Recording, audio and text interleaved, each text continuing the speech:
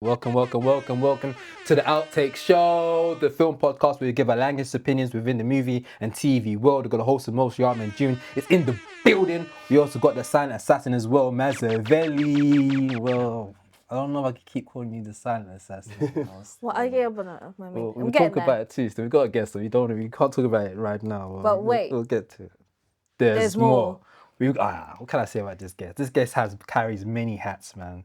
He's not just only a film buff. He's now becoming somewhat of a fashion designer.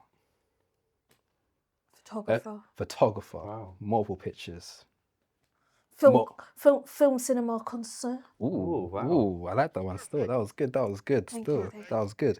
We got Joseph in the building. Hello everyone, buzzing to be here, excited to be here. Appreciate you guys. I love what you do. Thank you so much, man. Thanks for coming down, man. We appreciate it, man. This has been in the waiting for quite a while now. Yeah. But you've been all over the world, so I was waiting for you to settle down sit down. in the UK. Finally happy to be sitting down. Let's do it. All the way in North London, you know. Yeah. Come a long way. Long commute from Australia. For real. Well, we got a lot of stuff to talk about. Cinema in a whole, cinema culture. But we do have a question that we ask all our guests. What is your outtake? Oh, outtake. I think the way I read that question, I was going to go down the cinema route and talk about cinemas, but I want to say more just viewing things. I think don't let people make you feel stupid for wanting to watch certain things. I think, nowadays, things are very stressful, life's stressful, you come home from work. You don't need to stick on Seven Samurai and watch a 3.5 hour film. You can just watch Keeping Up with the Kardashian, Maths, that's fine. And also I feel you got to understand sometimes you're 20 years old, 21. You won't have seen The Godfather 1, 2 and 3, every Tarantino, Scorsese film. Take your time to watch things and enjoy it and don't rush it all. Because I think when I was younger, I rushed everything to all these kind of classic films because I wanted to say I've seen it. I was watching Pulp Fiction at 15. Do I remember that? No. Did I learn anything from it? No. So just take your time. Don't feel stupid if you haven't seen things. It will come. Yeah, that's a good point because it actually brings us to one of the first conversations we wanted to have, because in past episodes we spoke about the rise of Letterboxd and the whole audience behind it, and me and Maz both said that Letterboxd is definitely great for the film community, but we are seeing a rise of people, somewhat being performative in terms of what films they like or pretending to like certain films to somewhat fit in with the social settings. So when you mention it's okay to watch somewhat of the laid back, chilled film, then it's how do you guys feel about this new age of film people that are maybe not the film people, or they're not confident enough to own what type of films they like?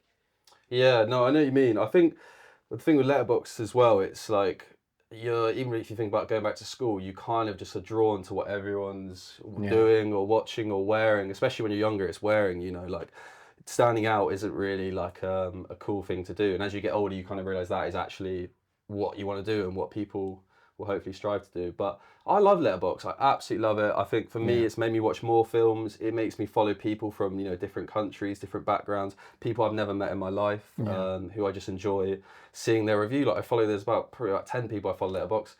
Don't even know their first name. And that's great. I just love seeing what they post about films, and and I get so many of my recommendations from someone just 4-starring something, 5-starring something, pressing it. I watched a film the other day called The Lunchbox. Literally just saw this girl post about it, and I was who I've met a few times. I was unreal. I watched that, and it was fantastic, and it was one of my favourite films I've seen this year. So I'm all for it. I think it's a completely positive thing. Yeah, it's definitely opened the floodgates for us to be more open. I like the fact that I can actually have a watch list and have a place where I can actually put down all the films. So you want to say something? No, not yet. Massive building up. It's just because I'm quiet. Just tapping my shoulder if I start speaking too much. No, I'm just thinking because for me, I don't know, I get why people are quite performative. You will see the Letterboxd reviews where it's your favorite celebrity, and they're oh yeah, I really like this really niche Japanese film, and it's if that was me, I'd just say Ratatouille and Angus Dogs are perfect snogging. And I feel I want people to be a bit more honest about their film taste, because maybe it might be a thing where there's a missing gap in the market, and just simply by you being honest about it, we get more of those films. Like everyone keeps saying they miss rom-coms, but nobody's watching rom-coms. Yeah, true. Because there's a little bit of shame of like going to watch these type of films or even like liking these films. Like, yeah, it's crazy now because like as even though Letterboxd is great, I think it's also creating like the critics, like critics being built from this Letterboxd audience. So it's like a balance of the two that we have to see how it all plays out. But you seem like a heavy movie goer. Like I found out about you through your content of you riding your bike and going to like film screenings. Yeah. Now it's like that seems like to be like the format of like multiple film creators like doing the come with me going to the cinema. How do you feel like being like one of the first people around that way? I just early on, I mean, I was actually talking to a friend about this the other day. I mean, it took me 3 years to get to 10K followers. So I was posting a Congratulations, lot. man. No, I appreciate it. Yeah, I was buzzing. Like, I'll be totally honest. I was so happy with that. That was always the goal, to kind of get to that point. So I was just posting a lot, but I wasn't posting, and also there's a bit of like, I'd say, not to sound maybe a bit cringy, but a bit of privilege to where when I was posting, because I've been freelance for 8 years. So like my days off sometimes would be a Tuesday and a Wednesday, so I could go to a cheap film screening, cycle there, cost me no money, come back, film it, and then I'd get something out of it because I get to go out of the house. All my friends are at work, working, Monday to Friday. So that was, great. And also I think with just the film content creation, I consumed quite a bit, at least I have in the last year, a lot more than I used to. And a lot of people I found were just kind of, which I do now myself, like it's great, just, in their bedroom or in their office, just talking to the camera. And I was like, I don't do that myself, so why am I going to, do that? Like, that's just not very me. So I was like, I'll get outside, go on my bike, go to the cinema, something I would do anyway, just bring my kind of iPhone, record it. And then the first video I posted, or maybe the second or first cinema video, it got 100K views in like, bear in mind, I had like 20 followers, 100K views in like 48 hours. And I was like, oh my God, there's something here. People are interested. Yeah. And those views didn't quite, stay like that. Yeah. But that's the play of yeah, TikTok, exactly. isn't That's it? TikTok. So, but it gave me enough motivation to like, just carry on doing it. And I've been doing it for a few years now, and I absolutely love it. I've met so many people like you guys, like from it, and it's made my life completely better. Yeah, it's brilliant. And from watching your content, I found like there's multiple stuff I want to touch on in terms of your content. One of them of your thoughts on like cinema etiquette. You're a proud person of letting people know that you shouldn't talk in the cinema. You even got the T-shirt to explain. You've got it on you today. Explain that as well. Can you just touch on like what do you think is cinema etiquette that people need to follow when they go to the cinema? Yeah, no, we actually had it yesterday. I went to see The Devil Wears Prada 2 with my mum, and to be fair, it comes from my mum. Like, she would tell people to shut up when we were kids at the cinema. Like, she would, no holding back. And at the time when you're younger, it was a little bit embarrassing, but actually, I think it's a good lesson there. Like, just not to hold your tongue, and if you're getting annoyed at something that, it's affecting everyone in the cinema. I think it's a shame. And I hate it. It's just talking. I don't really care. Like, so I bring snacks in. Like, if you're rustling snacks, like obviously it's a bit annoying, but like we all do it. Like, but it's just talking. The main one's talking. Talking, yeah, for sure. I just think it's so unnecessary. Yeah, I remember one time I went cinema with my missus to watch Kung Fu Panda 3 or 4, wherever that one was, the latest one, and there was a couple that was talking. Yeah, mind you, like I can handle talking if it's like. You're like just whispering a little bit, whisper. and you do it once. My head might twitch a little bit and go, "What's that?"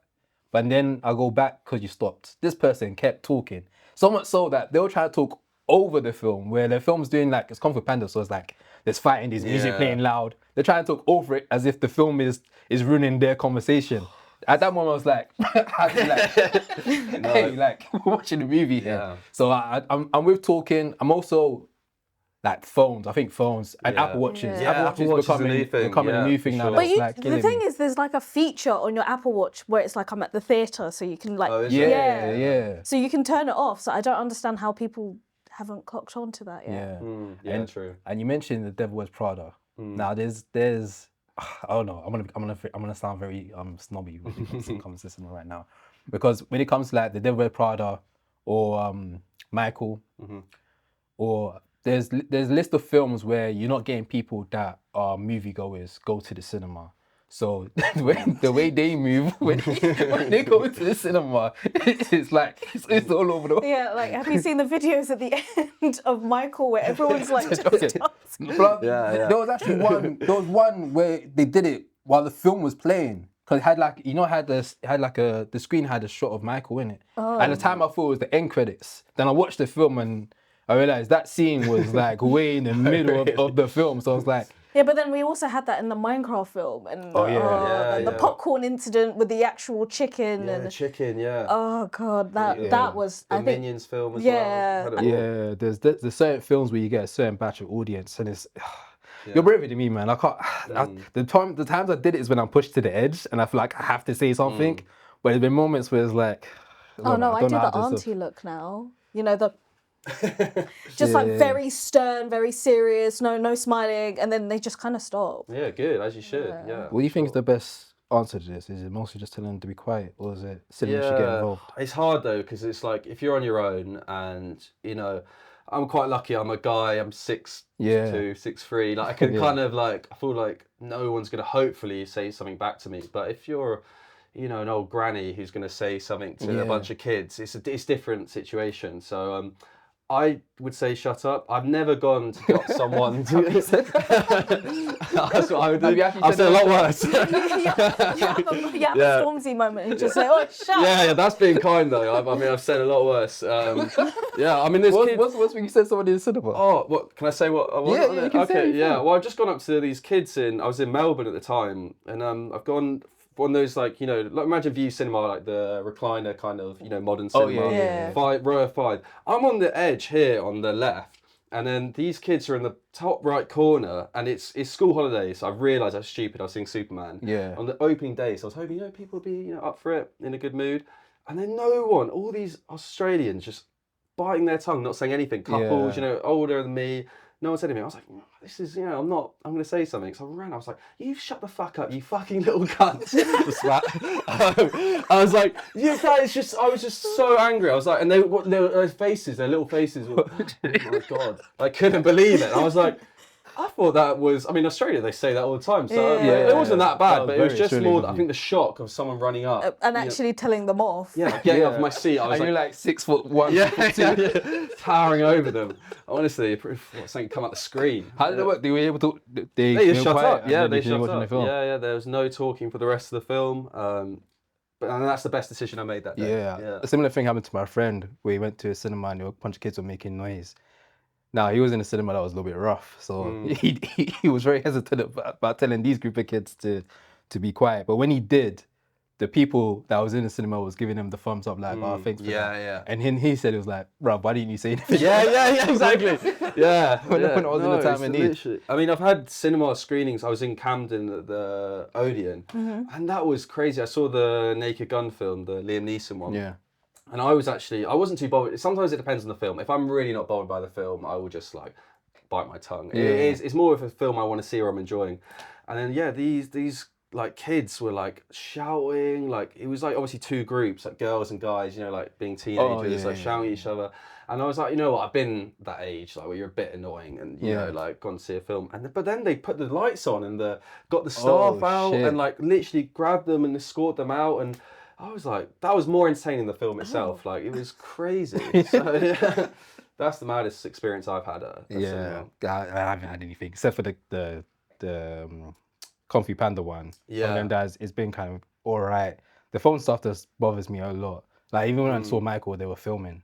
There was old, because with Michael, you get an older audience. So you're getting like mums and dads that are just like, get the phone and record like a whole scene and like, holy shit. Yeah. No, I thought like, you know, taking the picture at the beginning where it's like the film, I used to do that all the time, and I think that was the max that I would ever get. But filming halfway through, crazy. Yeah, that's mad. Yeah, it used to be like back in the day, you know, like the whole piracy thing. I feel like was a lot more. And you'd get like a common. DVD for like £1. Yeah. The DVD in the pub was always good. I used to get those and going to Arsenal. But that was like, all right, at least you're like at the back, you know, filming it. But like actually getting your phone out is just nowadays, it's so easy, I feel like. And also like for me, I feel like the glow from a phone really ruins the experience for me. So like one of my biggest cinema pet peeves is like when people go on their phone and you can just, their brightness is like on way like high and you just see it just scrolling and it's like, bro, I'm watching a film.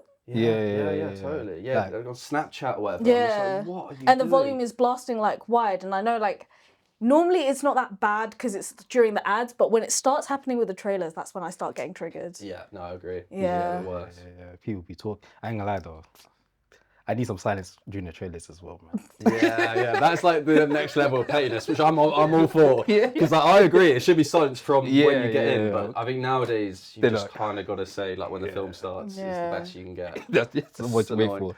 And bear in mind, like, I'm one of those really annoying people that actually turn up for the trailers and the ads as well. Yeah, So then same. when I'm sat down and I'm getting comfortable and then the film is starting, people are coming in late and all I see is flashlights. Oh my God, Jesus. no. The flashlight thing. No. Because I'm trying to see the screen, but all I can see is the brightness from your flash on your phone. Yeah. Yeah, I don't know. I don't know what the answer is. I mean, like, I guess the main thing is, as a community, we need to like let people know when they're being a nuisance. Because I can't remember what director it is. I want to say it was James Cameron that said that cinema's the last place where we don't use our phones. Yeah. Like every other event takes place, we use our phones for like concerts or like sports events. We use our phones, but it's one of the only places where we're not meant to be on our phones. So Yeah. it's something that we should definitely cherish.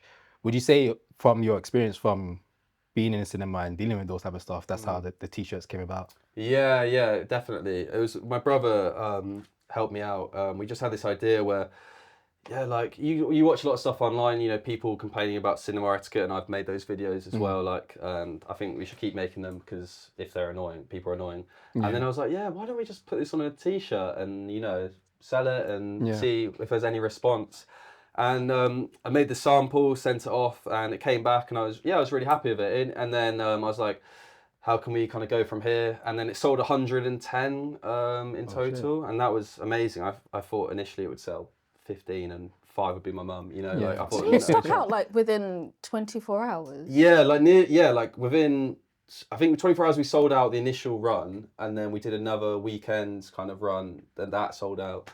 Yeah, it was crazy, and people were still asking about it, and so we're now going to do a black version, which is this one, which is really exciting, and then we're going to re-release the pink one, which has just been slightly changed, just to like. Same. Yeah. That's his man's favorite color. Yeah, I like really? Yeah, Okay, perfect. I'm down for the pink. I'll be Okay, there. sweet. Yeah. Good. Yeah, the pink's cool. Pink's my favorite. But I guess that just speaks to how big the cinema community is, and how much people actually want silence in the actual cinema. Yeah. Like we've been experiencing as well, where we mention stuff online and then we realizing how much people actually agree with us, but just for some reason they just never said it out loud. There wasn't like a space where someone else is saying it, so they could like eventually agree with it. But since we've said these things, people have started to be like, yeah, you know what, I feel the same. And I think one of the big things that we've been seeing online is film etiquette. And recently, one of our friends of the show, Caleb, shared how like they'd seen a influencer, Moyo, had gone to like a film festival in America. And that was the culture there as well, which is interesting because at a film festival, you wouldn't expect people to speak. Yeah.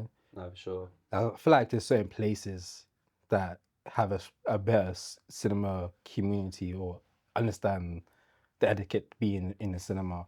Because in that clip, he was speaking about an American film festival where people were just like essentially reacting to everything, which is cool. But it's like, like, oh, she deserved that, like saying all this type of stuff out loud. But then, like we went to a film festival in Manchester, and we had that similar type of feeling of like people being on their phones. But then I went to a festival in like Berlin.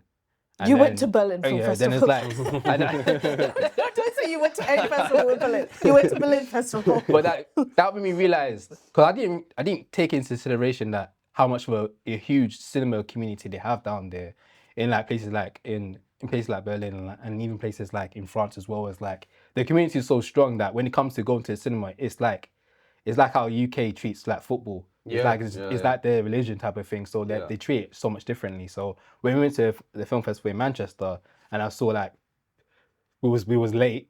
They were late. We were putting the screen up and everything else. I was like, oh, we kind of just treat cinema kind of different here. It's more of a secondary thing opposed to that's true. a main thing. No, you're right. Yeah, I guess culturally, like you say, football is such a big thing, and there's certain ways to act at football, and you kind of know that growing up. It's not like you go to the pub before the cinema. I used to go to the pub my dad and his mates still do to watch Arsenal, and then you kind of learn the kind of, you know, the camaraderie and how to act in certain ways and treat people and like the stadium and stuff like that. Whereas like you don't go to the pub before the cinema and like well you might do, but not growing up. But we wouldn't go down for like 5 pints and then head to see, I don't know, you know, Kung Fu Panda. Literally. So like, I guess culturally you don't really learn until maybe you're older, and if you know, I'm very lucky. I went with my mum a lot when I was a kid, and like I was saying earlier, my mum would just call people out and tell people off for talking. So yeah, it's really just one of those things. Unless you are told, you just think it's your living room, don't you? And you just think you can act in the same way when you're with your friends, and you kind of need that friend in the group to call people out and say like, no, this is the kind of norm. You don't talk. You're definitely the friend to go in the cinema with. Yeah, they love going with me. I'm not doing. All I can do is the stairs. So you do your thing. For real. Lastly, do you want to just touch on More Cinema, the platform you have? Oh yeah, no, I'd love to. Yeah. So More Cinema, I've had it for about a year, maybe in a bit.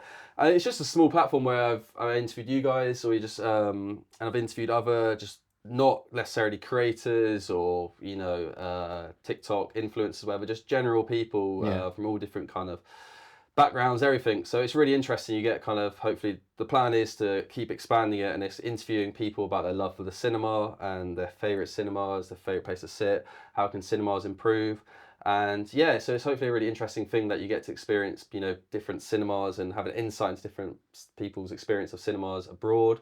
And otherwise, yeah, it's just kind of posting love for cinema and the experience of itself. And yeah, we'll see where it goes really. And then on that, we kind of released these t-shirts previously, and yeah, hoping just to keep kind of expanding and keep posting more. It just takes time with these cinema interviews. It takes me like, I mean, don't get the violin out for me, but it takes like 2 days to hand do these cinema interviews, which I love. I'm not complaining. So yeah, just I guess on that. Because you're also a photographer as well, so I guess this kind of like balances out between your love for film and obviously your work as well. So do you find what you built now with film helping along with photography, or is it the other way around? Yeah, no, totally. I mean, it's kind of, in a way, weirdly, I didn't pick up a camera for about a year in 2025, like photos. I worked in photography and I do assisting photographers.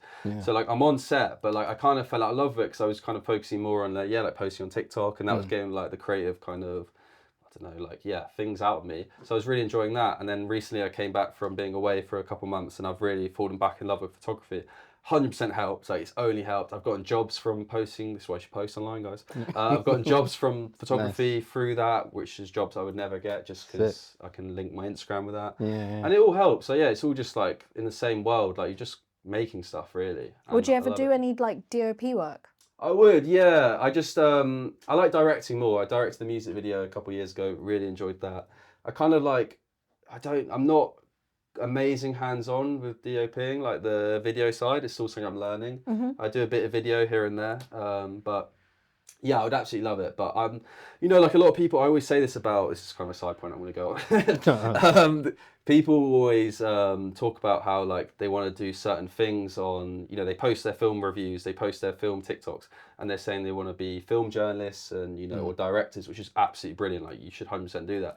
But also what I've learned is just from doing photography before, like this film TikTok stuff is amazing in itself. Like, you know, you could just do that. And I think it's so interesting, and there's so many opportunities, and hopefully for some people, if you want to make it a full-time thing, like there's work there. So like, I think enjoyed the kind of the present, I would say, in that sense, because and I've definitely learned that, like, I've realized I love photography and I love this. I don't need to like focus on one thing and you know, push away the other. Like, it's fantastic. Yeah, I mean, lucky for me, I work as an editor, so this kind of like works hand in hand. So I'm able to like improve my editing skills and then improve the content we put out, the movie stuff as well. So it's been quite good, and it's been really great to see your journey, man. Like, from the start, from you just riding the bike, going to cinemas, to now you building your own platform, and now selling a bunch of t-shirts is quite remarkable to see, and also you doing like partnerships with like BFI and stuff like that. It's been incredible as well. So thank you. It just goes to show,